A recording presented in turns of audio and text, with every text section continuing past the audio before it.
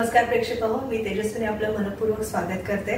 आज celebrity show मध्ये आपण डॉक्टर तात्याराव लहाने यांना भेटतो आहोत। नमस्कार सर, तुमचं मनपूर्वक स्वागत आहे।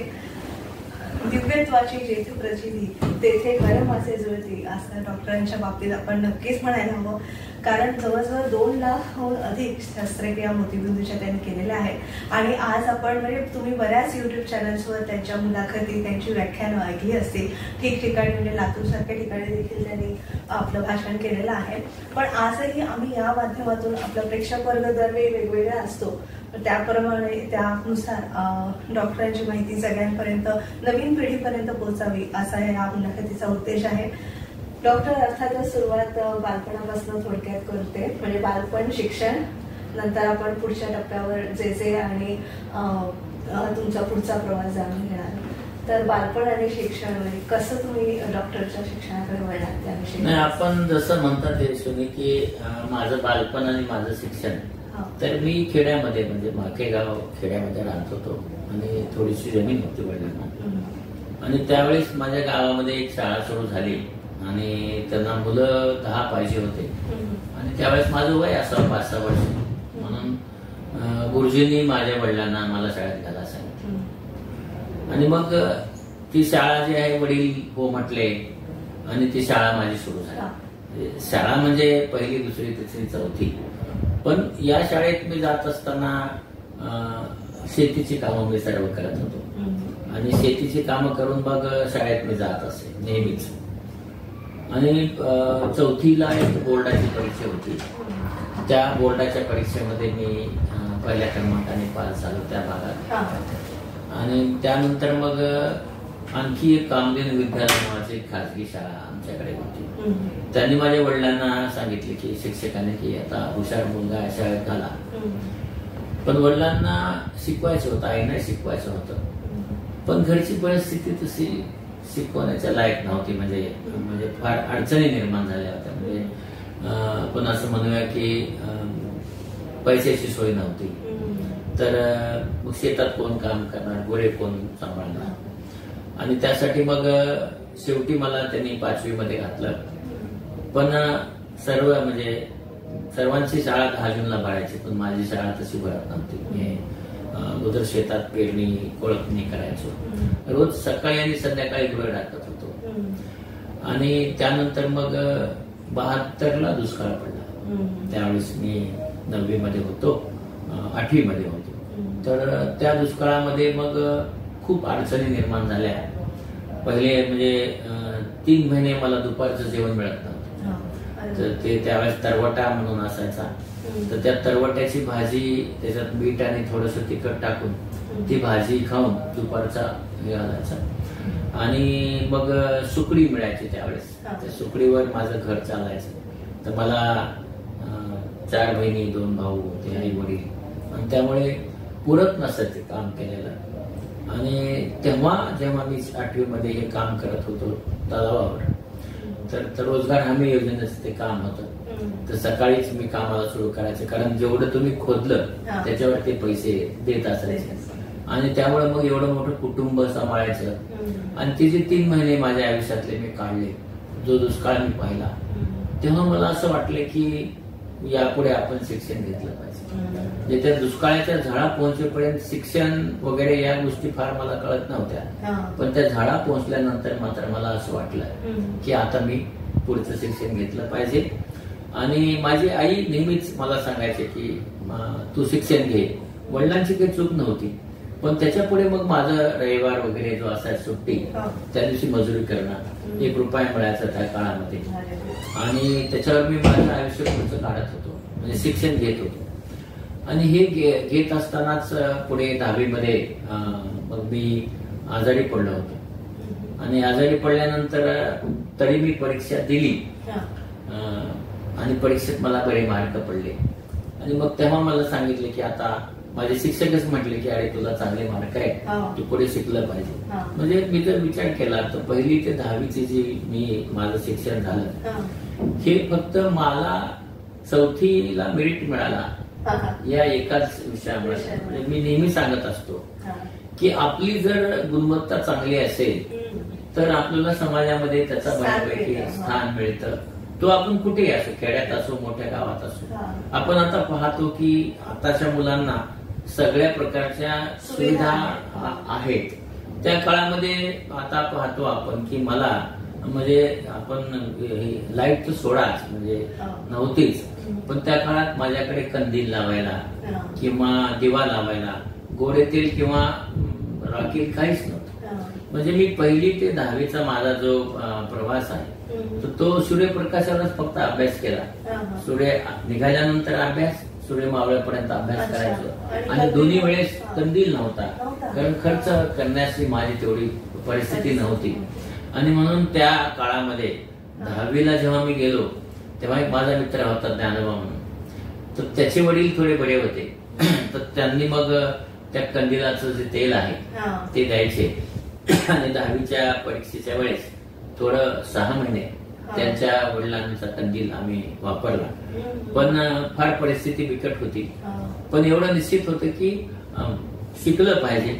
आणि जरी रविवारी बाहेर जाऊन मी कुठं काम करत असेल तरी बाकीच्या दिवशी माझा अभ्यास माझ्या वर्गात म्हणजे 5वी ते 10वी या सर्व वर्षामध्ये एकत्र पहिला नंबर काढायचे ते दरवर्षी. तर मी 5वी ते 10वी पूर्ण 10वी पर्यंत म्हणजे मी शाळेमध्ये पहिलाच आलो. मी शाळेत दुसरा कधी आलो नाही, पहिलाच आलो.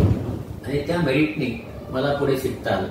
आणि म्हणून आपण जेव्हा एखाद्या अभ्यास वगैरे करतो तर अशा वेळेस काय होतं की आपण तितक्यात म्हणजे आपण स्वतःला इन्व्हॉल्व करून म्हणजे गुंतवून त्याच्यात जात नाही. किंवा मी जे पाहिलं, मला जे एवढा माझा अभ्यास झाला, गुडाच्या पाठीमागे अभ्यास करत असताना मला धडेच्या धडे पाठ व्हायचे, कारण माझी त्याच्यात इन्व्हॉल्वमेंट असायची. म्हणजे कसं आहे की पुस्तकावरून डोळे फिरवणं आणि पुस्तक वाचणं याच्यात माझं कसं आहे की मला मनन शिकवलं होतं माझ्या सरांनी.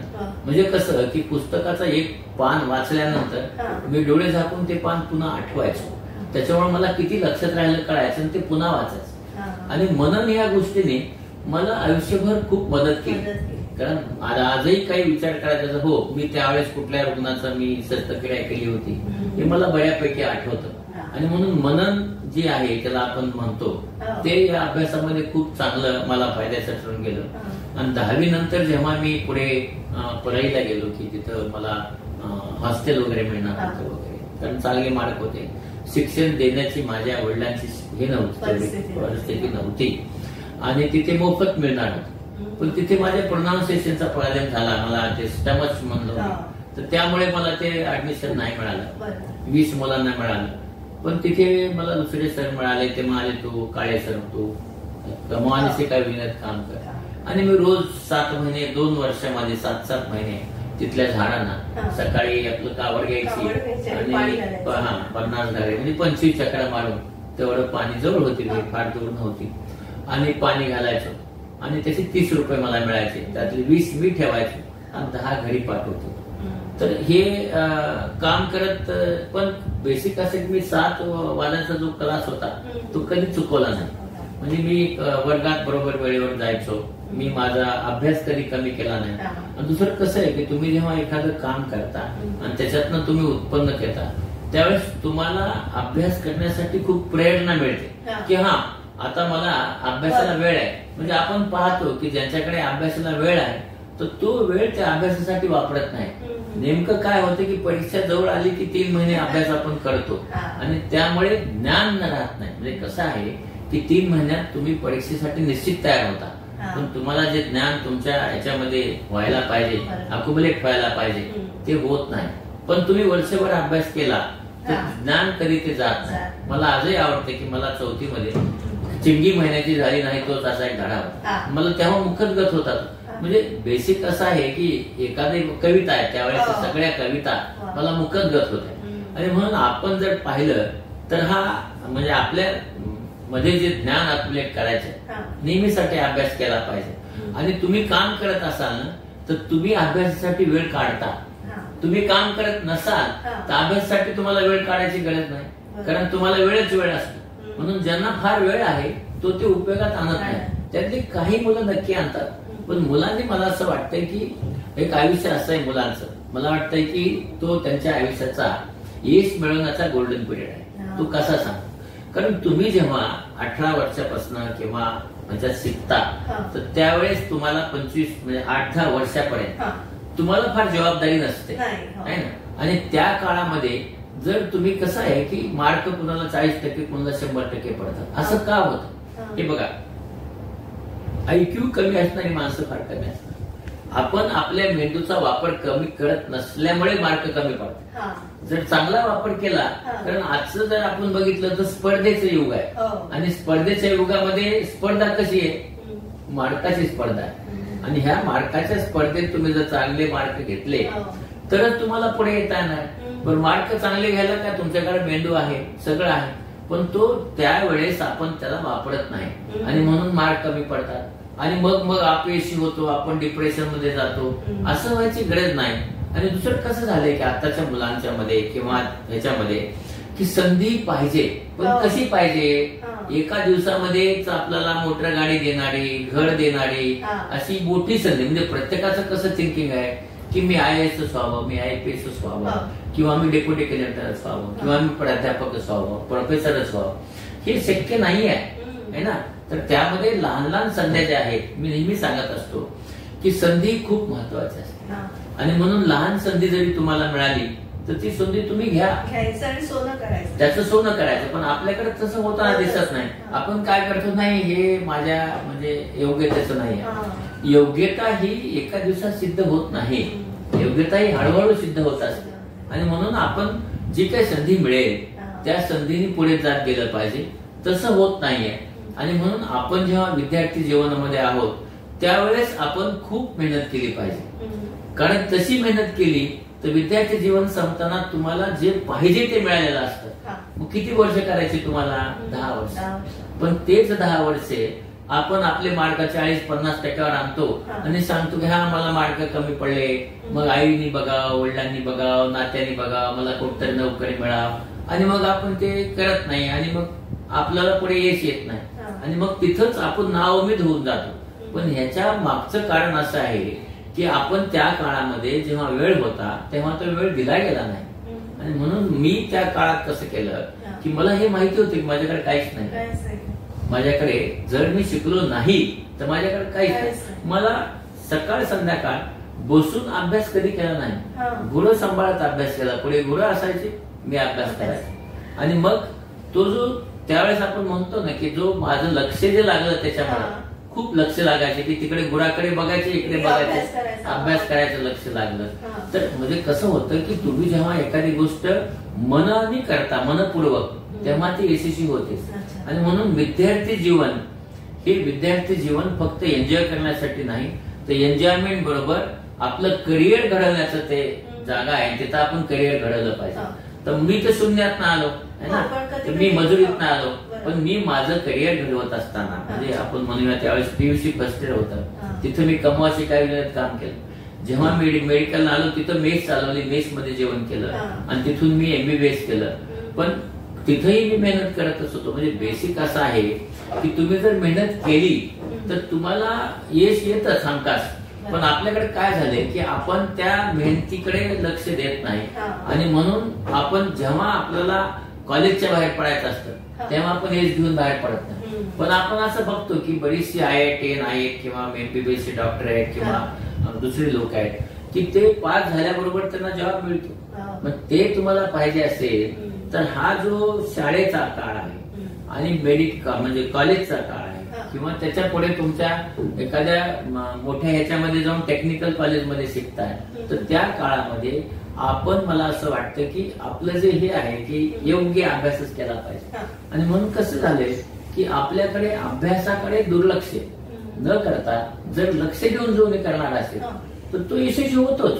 आणि म्हणून मी जे काही समजा लहानपणी जे काही केलं, लहानपणी असं करावं असं मला 8वी पर्यंत कळत नव्हतं. मला ते त्याकडेच वळायचं होतं की मुलांना मुळात समजच 8व्या किंवा 10व्या वर्षापर्यंत येते की आपल्याला एक जबाबदारीची जाणीव होते की आई वडील, आणि हल्ली परिस्थिती पण अशी झाली आई वडिलांनी एवढं म्हणजे मुलांना एवढ्या सगळ्या सुविधा उपलब्ध करून दिल्या आहेत, त्यामुळे सुद्धा मुलं भडकली जातात आणि मग अभ्यासाकडे दुर्लक्ष करतात. आपल्याला सहज गोष्टी मिळत आहेत, मग आपण कशाला अभ्यास करायला हवा, अशी पण त्यांची मानसिकता घडून जाते.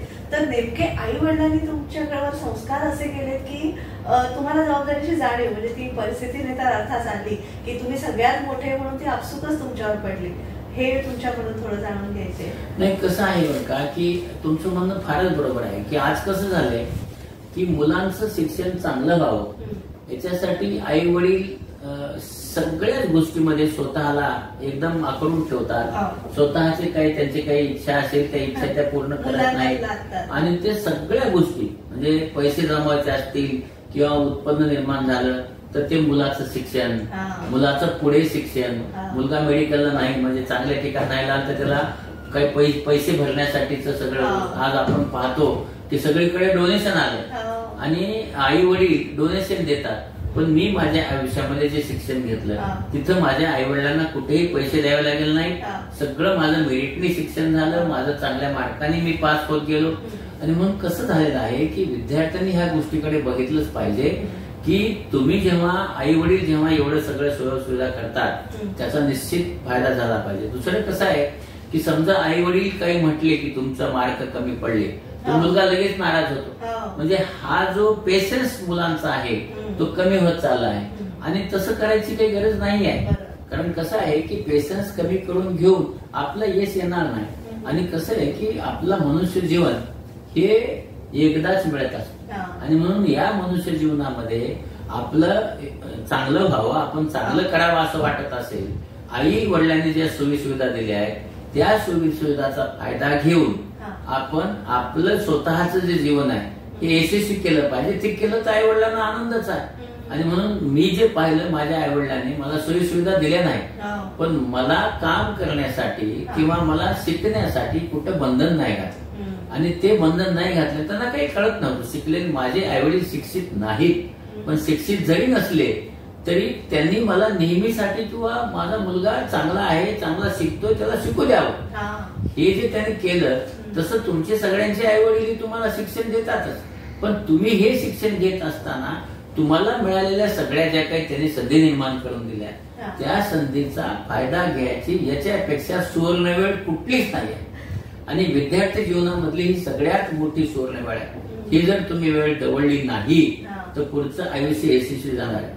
पण ही वेळ दवडली तर पुढे तुम्हाला हात चोळत बसणे आपण म्हणतो तसंच करावं लागणार. आणि म्हणून सुविधाचा म्हणजे आई वडिलांनी सुविधा द्याव्यात असंच माझं म्हणणं आहे. दुसरे मला म्हणायचं की आई वडिलांनी त्यांच्याने जे करणं झालं नाही ते मुलावर लादू नये. मुलांना जे करायचं आहे ते करू द्यावं.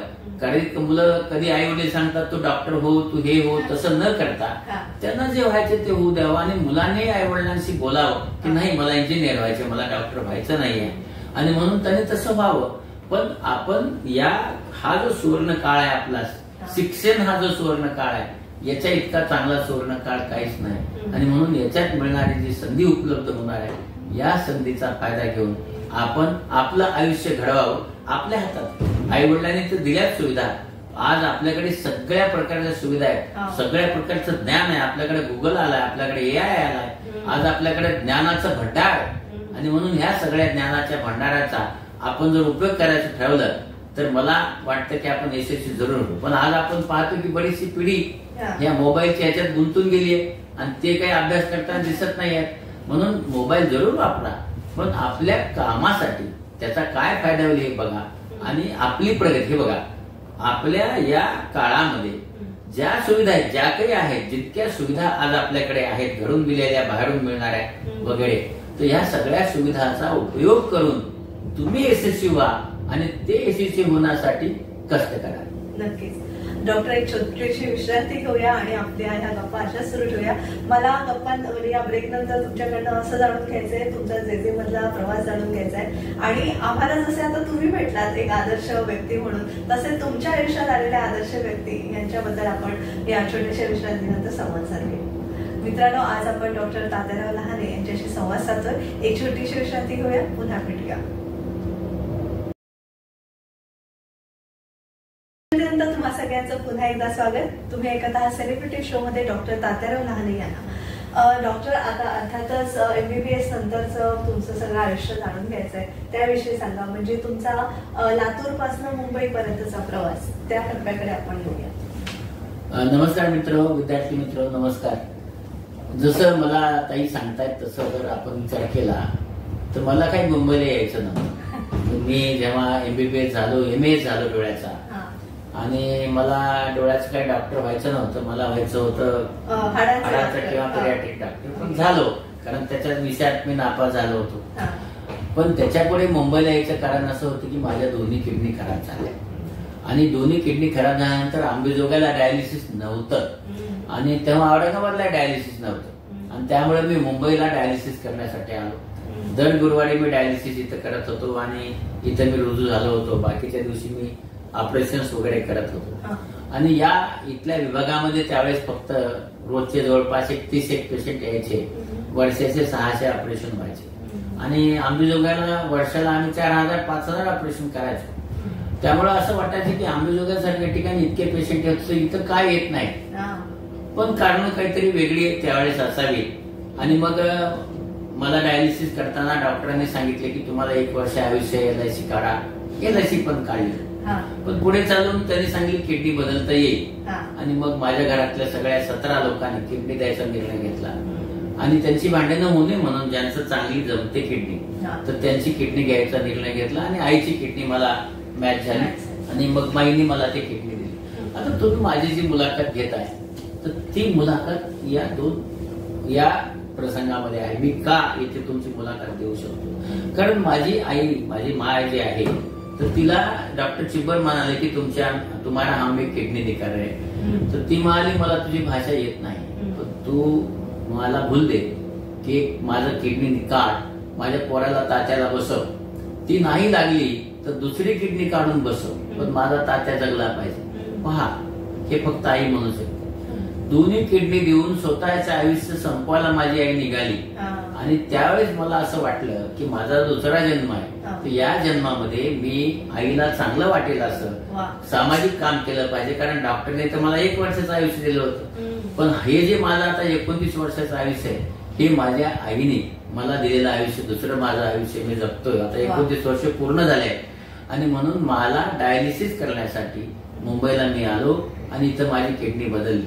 आणि हे बदलल्यानंतर माईच्या माझ्या त्या शब्दाने की आई ही आई असते, म्हणून मी नेहमी सांगत असतो माझ्या विद्यार्थी मित्रांनो, लक्षात ठेवा की आई वडील हे आपल्यासाठी देव असतात. आणि म्हणून मी निश्चित तुम्हाला सांगेल की रोज घडून निघताना एकदा आई वडिलांच्या पाया पडून निघा. कारण आपण कसं आहे की ते संस्कार आहेत आपले, आणि आपण भारताच्या लोक संस्कारी आहोत, आणि आई वडिलांच्या पाया पडल्याने आपला एक सुकून मिळतो. आई वडिलांना त्याच्यात आपल्या मुलाचा अभिमान वाटतो, आणि त्यांच्या आशीर्वादाने यश मिळत असतं, नेहमी लक्षात ठेवा.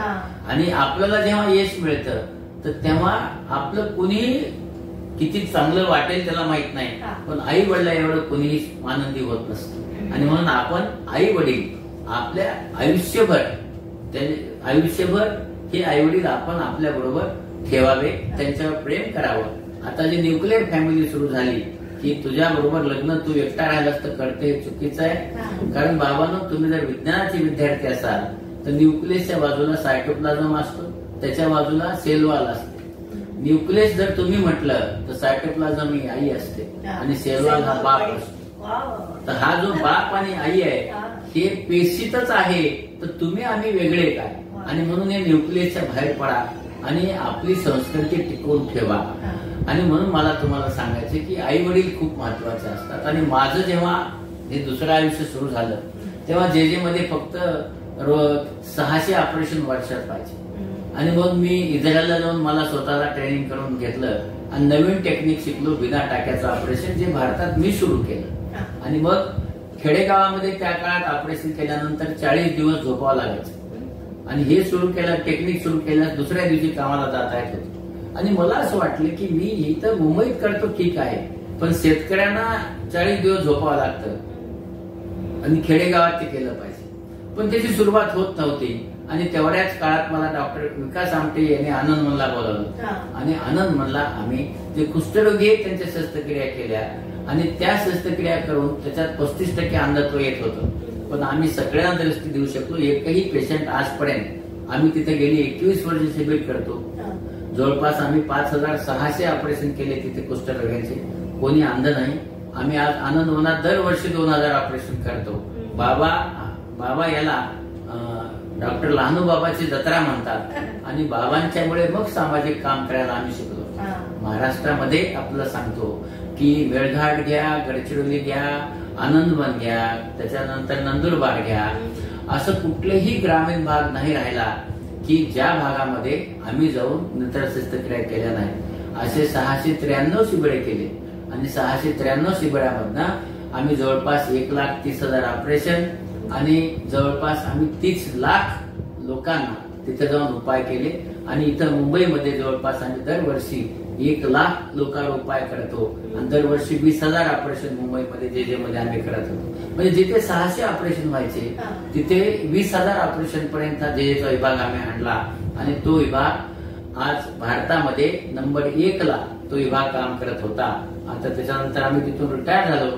पण निश्चित तुम्हाला सांगतो की जेवढे गुंते निर्माण झाले किंवा ज्या काही अडीअडचणी आल्या त्या सगळ्या अडचणी सोडवायचं काम हा जेजेचा विभाग करत होता. आणि म्हणून आपण आपला विभाग डेव्हलप करत असताना महाराष्ट्रावर सेवा देण्याचं जे मला आपण म्हणूया की कधी कधी संधी मिळाली, ही संधी मुंबईमुळे मिळाली, ही संधी नवीन टेक्निक शिकलो म्हणून मिळाली आणि ही संधी माझ्या आईने मला जी दुसरा जन्म दिला तेव्हा मला असं वाटलं की मी केलं पाहिजे. आणि म्हणून मी आतापर्यंत जवळपास 2,05,000 ऑपरेशन स्वतः केले. माझ्यावर डॉक्टर आगिने असतात, त्यांनी जवळपास 85,000 ऑपरेशन केले आणि आम्ही आमच्या चमूनी जवळपास 4.5 लाख ऑपरेशन केले आणि 50 लाख रुग्णावर उपचार केले. तर हे जे सगळं मोफत केलं आम्ही सगळं, याचं कारणच असं आहे की या लोकांच्या पर्यंत आम्ही पोहोचू शकलो. आणि आम्ही रोज जवळपास 14 तास काम करतो. आजही 14 तास काम करतो. माझं वय 67 वर्ष आहे. आणि म्हणून तुम्हाला मी सांगतो की त्याच्यामुळे ताई माझी येऊन आज मुलाखत घेत आहे. तर तुम्हाला यशस्वी व्हायचं असेल तर पैसेच असावे पाहिजे असा नियम नाही. जर तुम्ही चांगलं काम केलं तर समाज तुमच्याकडे चांगल्या दृष्टीने बघतो आणि म्हणूनच मला पुढे पद्मश्री पण मिळालं. पण बाबांनो एक लक्षात ठेवा, त्याच्यासाठी मेहनत लागते आणि म्हणून आपण जर मेहनत केली आणि दुसऱ्यासाठी थोडंफार जगावं लागतं. आणि म्हणून आपण सेल्फ सेंटर्ड न होता इतरांसाठी जगा, दुसऱ्याच्या दुःखावरही पुंकर घाला, आपलंही दुःख सांभाळा.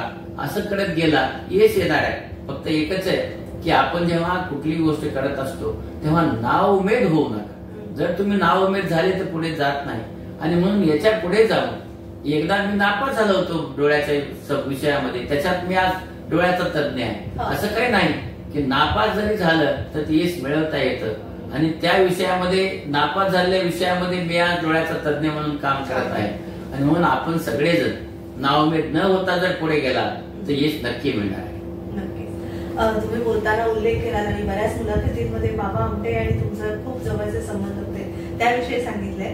तर बाबा आमटे यांच्याकडनं समाजसेवा तर तुम्ही शिकलात, पण आणखी कुठले धडे त्यांच्याकडून? बाबा, मला असं वाटतं की कसं असतं, अशी फार कमी माणसं समाजामध्ये जन्मात असतात. बाबांच्याकडनं मी समाजसेवा करायला शिकलो किंवा त्यांचा त्यांनी धडा दिला. पण बाबांच्याकडनं मी आणखी गोष्ट शिकलो ती अशी की दुसऱ्यावर प्रेम कसं करावं. म्हणजे आपण स्वतः कसंही असो पण दुसऱ्याचं दुःख दूर कसं करावं, दुसऱ्यावर प्रेम कसं करावं, आणि हे सगळं बाबांच्याकडनं मी शिकलो. त्याचबरोबर आपल्याकडे काही नाही आहे तरीही मग दुसऱ्याला कशी मदत करावी हे मी बाबांच्याकडनं शिकलो. आणखी गोष्ट बाबांच्याकडनं शिकलो, अडी अडचणीवर मात कशी करावी. अडी अडचणी येत राहतात, त्याच्यावर मात कशी केली पाहिजे.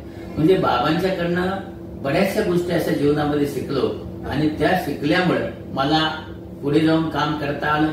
संधी कशी स्वतः निर्माण करावी, इतरांना संधी कशी निर्माण करून द्यावी.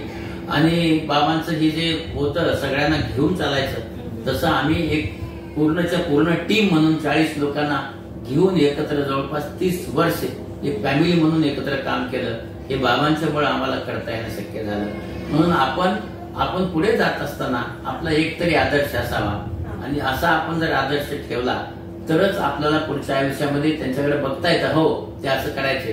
पुढे चालून आता प्रकाश आमटे आहेत, विकास आमटे आहेत. विकासाने पण खूप चांगलं काम केलेलं आहे. पण बाबांचं जीवन ते जगतायत. बाबांच्या ज्या इच्छा होत्या त्या सगळं पूर्ण काम करण्याचे विकास आमटे काम करतायत. आणि आपल्या आई वडिलांना एवढं चांगलं काम करून त्याची म्हणजे आई वडिलांना धन्य वाटावं असं काम ते दोघंही करतात. खरंच तसंच आता आम्ही तुमच्याकडे पाहताना तुमची मुलंही तुमच्या पावलावर पाऊल ठेवून या क्षेत्रात आहेत, तर थोडंसं तुमच्या मुलांबद्दल. मला असं होतं की मला जे मुलं झाली तर मला मोठी मुलगी माझा विठ्ठल हा माझा भाऊ आहे, तर तो प्लॅस्टिक सर्जन आहे. तर त्याला विठ्ठलला युरोलॉजी करायचं होतं कारण माझं किडनी बदललं होतं. तर मी त्याला म्हणलं नाही, कारण मी असा विचार केला होता की विठ्ठलला लातूरला जायचंय, तिथं प्लॅस्टिक सर्जन नाही, तर त्याने प्लॅस्टिक सर्जरी करावं. युरोलॉजीला सेटअप खूप लागतो, पैसे फार लागतात. आणि त्यावेळेस माझ्याकडे नव्हते, कारण मी 3 मुलीचे लग्न, बहिणीचे लग्न केले, माझ्या भावाच्या 4 मुलीचे लग्न केले, आणि म्हणून मी 2018 पर्यंत कर्जातच होतो. त्यामुळे हे करणं शक्य नव्हतं. म्हणून त्याला मी प्लॅस्टिक सर्जरी दिली. तो 6 महिने बोलत नव्हता. बाळ झाल्यानंतर तो म्हणला मला पुण्या मुंबईत करायचे. म्हणलं नाही, लातूरला जाऊन कर. तो मला 6 वर्ष बोलत नव्हता. पण आज आपण पाहिलं तर विठ्ठल हा महाराष्ट्रातला नंबर 1चा प्लॅस्टिक सर्जन आहे. त्याचं कारण असं आहे की मी त्याला प्लॅस्टिक सर्जरी दिलं आणि मी त्याला लातूरला पाठवलं. म्हणून हे लक्षात ठेवा की मोठ्या गावातच संधी असते असा विचार करू नका. छोट्या गावात देखील संधी निर्माण करता येतात आणि त्या संधीचा आपण मोठे होऊ शकतो. आणि म्हणून महात्मा गांधींनी जसं सांगितलं की गावाकडे चला, तसा विचार करा की तुमच्या गावाजवळ जे मोठं गाव आहे त्या गावात काय नाही आहे ते जर तुम्ही केलं आणि त्या गावात गेलात तर यश लवकर मिळतं. तर मोठ्या गावामध्ये यश मिळायला खूप उशीर लागतो. माझी मुलं, माझी मुलगी सायली ही डॉक्टर झाली, डोळ्याचा डॉक्टर केलं मी तिला, आणि तिला मी रेटिना सर्जन करण्यासाठी एलव्ही प्रसादला पाठवून तिला रेटिना सर्जन केलं. गेली 10 वर्षे त्या रेटिनाचं काम करते. माझा मुलगा सुमित याला मी कॉर्निया सर्जन केलं. तो ह्याला गेला होता नारायण नेत्रालय. त्याच्यानंतर डोळ्याचा कॅन्सर आणि अॅक्युलोप्लास्टिक त्यांनी 2 अशा हे केले, तज्ञता केल्या. माझ्या सुनबाई पेडियाट्रिक ऑप्थॉल्मॉलॉजिस्ट आहेत. माझी एक मुलगी वकील आहे. म्हणजे मी हा विचार केला की मला उद्या डोळ्याचं हॉस्पिटल टाकायचं आहे, तर माझ्या ब्रँचेसला दुसरी माणसं बोलण्यापेक्षा घरचीच माणसं असावी. आणि म्हणून आज 4 आणि मी 2 ब्रँचेसच्या 6 ब्रँचेस ची सर्व माणसं ट्रेंड करून एकत्र ठेवल्यामुळं रुग्ण सकाळी 9 वाजल्यापासून 6 वाजेपर्यंत कधी आला तर त्याला ह्या डॉक्टरकडे जा, त्या डॉक्टरकडे जा म्हणावं लागत नाही. सगळ्या प्रकारच्या सोयी सुविधा मी देऊ शकतो. मला आणखी एक गोष्ट आनंद आहे की माझी जी मुलं आहेत ती शिकली, त्यांना जे पाहिजे ती शिकली. मी तर डॉक्टर झालो होतो, त्यांना सोयी सुविधा होत्या, पण त्याच्यानंतर देखील असं म्हणतात की शिकलेल्या आई वडिलांची मुलं शिकत नाहीत, पण काही शिकलेल्या आई वडिलांची मुलं चांगली शिकतात. त्याच्यातली माझी मुलं आहेत सगळे, तिन्ही माझी मुलं मला अगदी गर्व वाटावा इतकी चांगली शिकली. तर तुम्हीही सगळेजण तुम्हाला सांगतो की तुमच्या आई वडिलांना गर्व वाटावा, असं चांगलं व्हा, असं चांगलं शिका. आज माझी ओळख सुमितचं वडील किंवा सायलीचे वडील असं म्हणून जेव्हा होते किंवा सपनाचे वडील म्हणून होते, तेव्हा मला एकदम गर्वाने फुगून जातो की हा माझी मुलं चांगलं काम करतायत. तसंच तुमच्या आई वडिलांना तुम्ही स्वतः चांगलं होऊन तुमची ओळख द्या. त्यांना सांगा की हो हे याचे वडील आहेत, ही याची आई आहे. तर तशा प्रकारे मोठे व्हा, उंची वाढवा, आपल्या स्वतःच्या यशाची रेष वाढवा, ज्याच्यामुळे तुमच्या आई वडिलांना गर्व निर्माण होईल. दुसरं ऋषितुल्य व्यक्तिमत्व म्हणजे तुमच्याकडे अर्थातच ऑपरेशनसाठी आलेले हिंदू हृदय सम्राट बाळासाहेब ठाकरे आणि प्रतिभाताई पाटील. तर अशी कुठली ऋषितुल्य माणसं तुमच्याकडे आली आणि तुमच्याकडून सेवा? माझ्याकडे असं तुम्हाला सांगतो की खूप ऋषितुल्य माणसं माझ्याकडे आली. आदरणीय बाळासाहेब म्हणा किंवा प्रतिभाताईंची मी शस्त्रक्रिया केली नाही, पण तपासण्या सगळ्या त्यांच्या मी केल्या होत्या. त्याचबरोबर आपल्या आशाताई आहेत, त्यांच्या मी शस्त्रक्रिया केली. म्हणजे अशी आपण म्हणूया की मोठी माणसं ज्यांना म्हणजे आपण की त्यांची समाजामध्ये खूप उंची आहे, प्रतिष्ठित माणसं, अशी सगळी माणसं माझ्याकडे आली आणि ज्यांच्या मला शस्त्रक्रिया करण्याचा लाभ मिळाला किंवा त्यांची सेवेची मला संधी मिळाली, अशी मी कमीत कमी 1000 अशी तरी माणसं सांगू शकतो की ज्यांनी माझ्यावर विश्वास ठेवून माझ्याकडनं शस्त्रक्रिया करून घेतल्या. पण त्याच्यासाठी निश्चित आपला सांगतो की त्याच्यासाठी आपण आपलं स्वतःला सिद्ध करावं लागतं. आणि म्हणून आपण पुढे सेवा करायची असेल तर सिद्ध करा, स्वतःला सिद्ध करा की हा तुम्ही याच्यातले तज्ञ आहात असं सिद्ध केलं तर निश्चितच तुम्हाला तेवढ्याच उंचीची माणसं, तशी माणसं येतात, तुमच्याकडे शस्त्रक्रिया करून घेतात. आणि मलाही त्याचा आनंद आहे की मी पहिली शस्त्रक्रिया केली ती बाबासाहेब भोसले आपले महाराष्ट्राचे मुख्यमंत्री होते त्यांची 1995-96 मध्ये शस्त्रक्रिया केली. तर तेव्हापासून मी असे अनेक मुख्यमंत्री, अनेक राज्यपाल, अनेक मंत्री त्यांच्या ते केल्याच, पण समाजामधली जी माणसं, सामाजिक प्रतिष्ठित माणसं आहेत त्यांच्या खूप लोकांच्या मला शस्त्रक्रिया करण्याचा योग आला.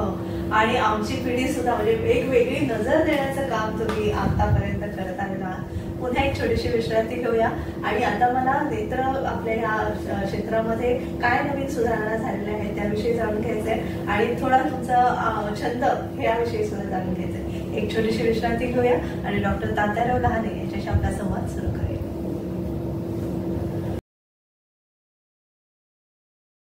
विश्रांतीनंतर तुम्हा सगळ्यांचं पुन्हा एकदा स्वागत. आज आपण सेलिब्रिटी शो मध्ये डॉक्टर तात्याराव लहाने यांच्याशी संवाद साधतोय. डॉक्टर, अर्थातच ह्या मुलाखतीमध्ये तुमचे आई वडील, आई अण्णांचे आपण उल्लेख केला, तसं सासरे बुवांचा सुद्धा उल्लेख करायला हवा, त्याशिवाय आपली मुलाखत पूर्ण होऊ शकत नाही. तर सासरे बुवांविषयी थोडंसं आपण बोलूया. माझे जे सासरे होते त्यांच्या नावाने मी हॉस्पिटल काढले, रघुनाथ. तर ते कैलासवासी रघुनाथराव मुंडे हे 10 वर्ष आमदार होते आणि त्यांचा ऍक्सिडेंट मध्ये मुंबईमध्ये मृत्यू झाला. त्यांना एकच मुलगी, ती माझी पत्नी आहे. जेव्हा मला एका कंडक्टरने मुलगी दिली नव्हती, पण पुढे मेरिटनी मी जेव्हा MBBS ला लागलो तेव्हा एका आमदाराने दिली. म्हणून तुम्हाला मेसेज सांगतो की आपलं मेरिट असेल तर त्यावेळेस तुमच्या इच्छा पूर्ण होतात आणि मेरिट नसेल तर मग आपल्याला कोणी मुलगी द्यायला आपल्याला पुढे येत नाही. तर हे मी माझ्या आयुष्यात अनुभव घेतला आहे आणि म्हणून मला जे काही करता आलं तर ते मला माझ्या सासऱ्यांचा बराचसा त्यांच्या नावाचा पुढे खूप फायदा होत गेला आणि त्यामुळे मला पुढे काही करता आलं. म्हणून आपलं कधी लक्षात ठेवा, पुढे जायचं असेल तर शिडी लागते आणि ही शिडी थोडीशी असेल तर ती शिडीचा आपला वापर करता येतो आणि म्हणून आपण आपल्या शिडीचा वापर करत आपण उंचापर्यंत गेलं पाहिजे असं मला वाटतं. आणि रघुनाथराव मुंडे यांनी मला खूप म्हणजे असं म्हणूया राहिले 6 महिने माझ्या आयुष्यात पुत्रवत प्रेम त्या 6 महिन्यात त्यांनी केलं आणि ते वाढल्यानंतर त्यांच्या नावाचा वलय माझ्या भोवती नेहमीच राहील. आणि आता ह्या ज्या शस्त्रक्रिया होतात, मोतीबिंदू, काचबिंदू किंवा जे काही तुमचे आहेत, तर त्याच्यामध्ये आता कशी टेक्नॉलॉजी आपण असं पाहतो आहे की नेत्र विभागामध्ये किंवा नेत्र शस्त्रक्रियेमध्ये जी प्रगती झाली आहे ती सर्वात जास्त प्रगती जगात त्याच्यात झाली आहे. आपण आज पाहतो की चष्म्याचे नंबर काढून टाकण्यासाठी लेसिक लेसर आहे किंवा त्याच्यात आता नवीन आपण स्माईल लेसर आलं, कंट्रोला लेसर आलं, अशा प्रकारच्या वेगवेगळ्या लेसरच्या पद्धती चष्म्याचा नंबर काढून टाकण्यामध्ये आलेल्या आहेत. त्याचबरोबर मोतीबिंदूसाठी आपण पाहत होतो की आधी आपण मोतीबिंदू काढून टाके लावायचं, तर आता त्याच्यात फेकोइमल्सिफिकेशनची पद्धत आली. त्याच्यात पुन्हा आता लेसरली पण अर्धवट पूर्ण आणखी झालं नाही पण तो करण्याचं टेक्निक सुरू झालं. मग आपण आता पाहतो आहे की चष्म्याचे नंबर किंवा कॉन्टॅक्ट लेन्सेस, वेगळ्या प्रकारचे कॉन्टॅक्ट लेन्सेस, रंगीत कॉन्टॅक्ट लेन्सेस, आपल्या साडीच्या रंगाचे कॉन्टॅक्ट लेन्सेस, असं मॅचिंग कॉन्टॅक्ट लेन्सेस, म्हणजे आपण असं पाहतोय की नेत्रशास्त्रामध्ये जी नेत्रदीपक प्रगती झाली आहे तेवढी प्रगती बाकी कशातच झालेली नाही आहे.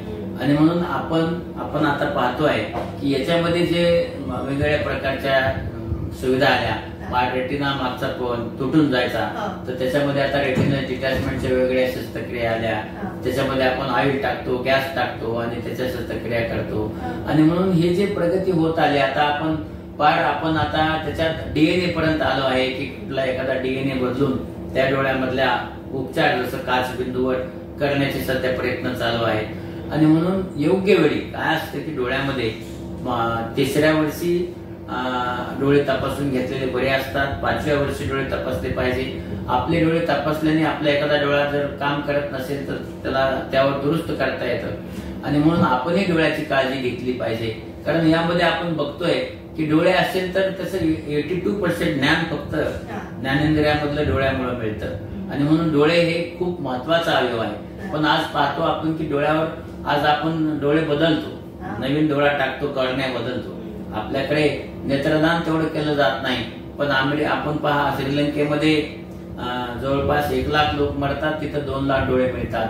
पण भारतामध्ये 70-80 लाख लोक मरतात पण 70,000 डोळे मिळतात. जरी आपण कर्णाचे रामाचे वंशज असलो तरी आपण दानी नाहीये. आणि म्हणून आपण पुढे येऊन अंधश्रद्धाला थोडस दूर करून आपण हे सगळं अवयवदान केलं पाहिजे. तुम्ही पाहताय मला की किडनीमुळे मी आज 29 वर्षे माझं दुसरं जीवन जगत आहे. त्यामुळे आपण सगळ्यांनी येऊन असं मला असं वाटतं की अवयवदान केलं पाहिजे. आणि हे जे काही नेत्रदीपक आज यश आले विज्ञानामध्ये, मला सांगतो विज्ञानाची जी प्रगती आहे ती खूप आहे.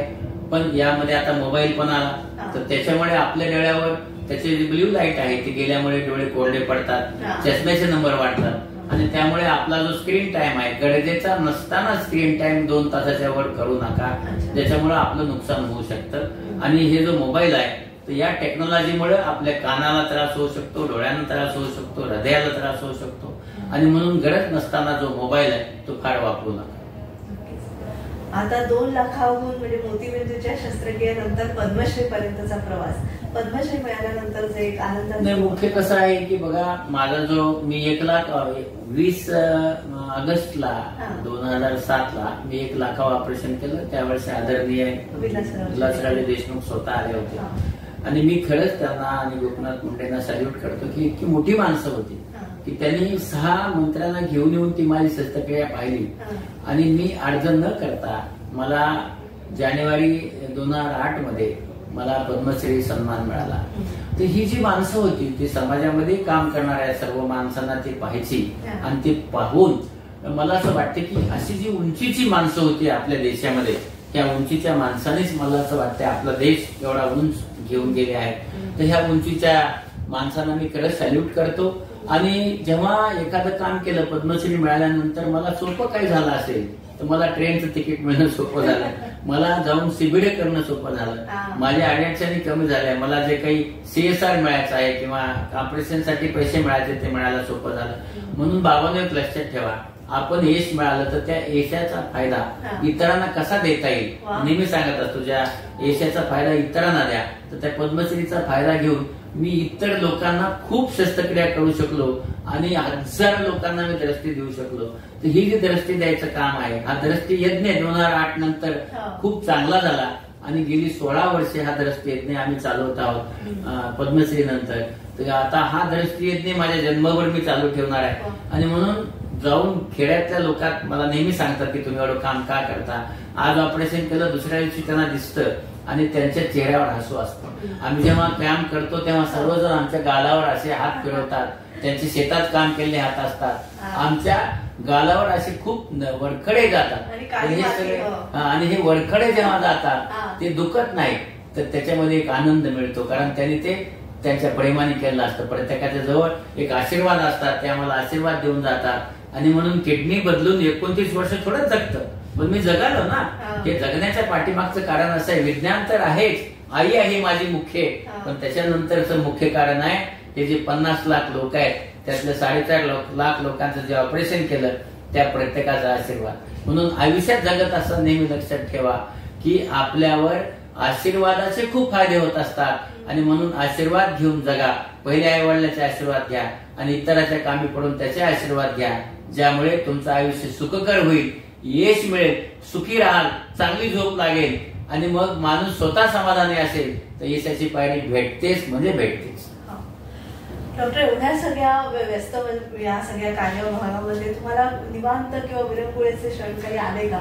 आणि मग तुम्ही छंदांकडे कुठल्या? माझ्याकडे बघा, मला निवांताने ह्याचे सर, कारण रविवारी तर मी जाऊन कॅम्प करतो, पण मी म्हणजे महिन्यातला एक रविवार घरी बसतो आणि त्या दिवशी मी स्वयंपाक करतो. मला स्वयंपाक करण्याचा छंद आहे आणि मी चांगला स्वयंपाक करतो.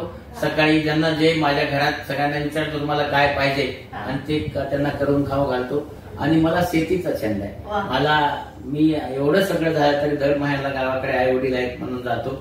आणि मी आता सफरचंदाची बाग लावली आहे शेतामध्ये, कारण मराठवाड्यात सफरचंद येत नाही, तर असं मला रिसर्च करायची सवय आहे. आणि म्हणून मला माझे 2 छंद आहेत, एक म्हणजे स्वयंपाक करणं आणि शेती.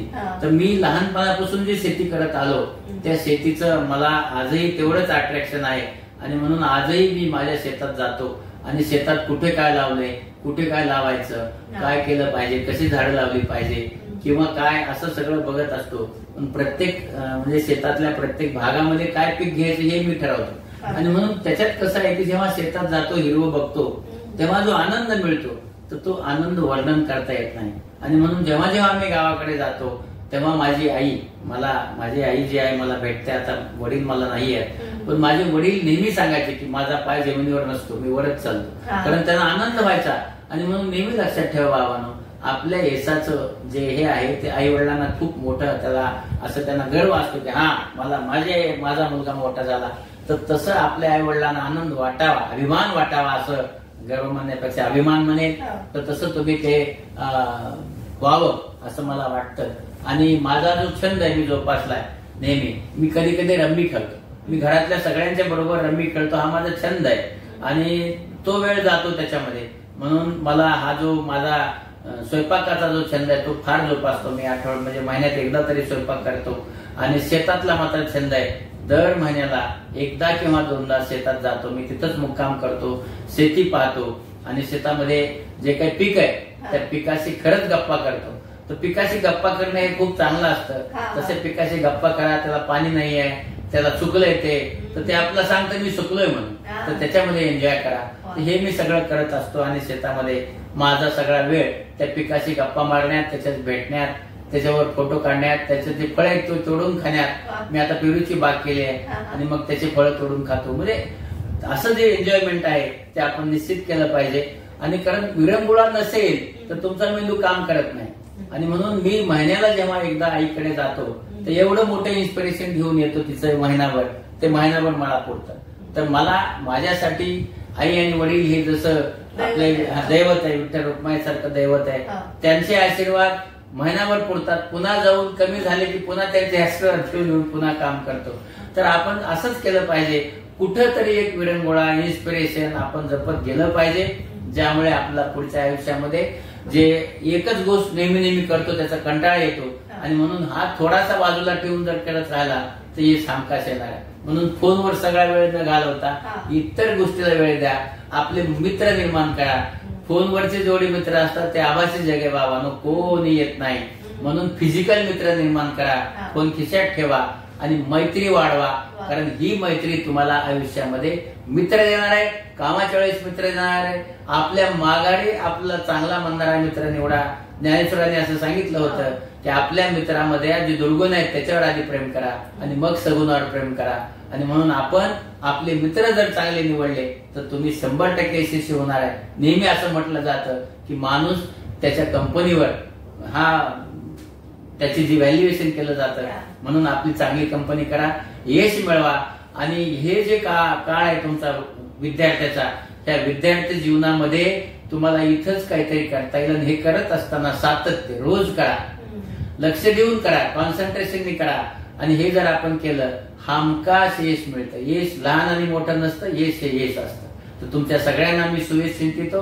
आणि मला तुमच्याशी गप्पा करण्यासाठी ताईंनी जी संधी दिली त्यांचे मी मनापासून ऋण व्यक्त करतो. नमस्कार. आणि माऊलींनी जसं म्हटलंय, जो जे वांछिल तोते राहो.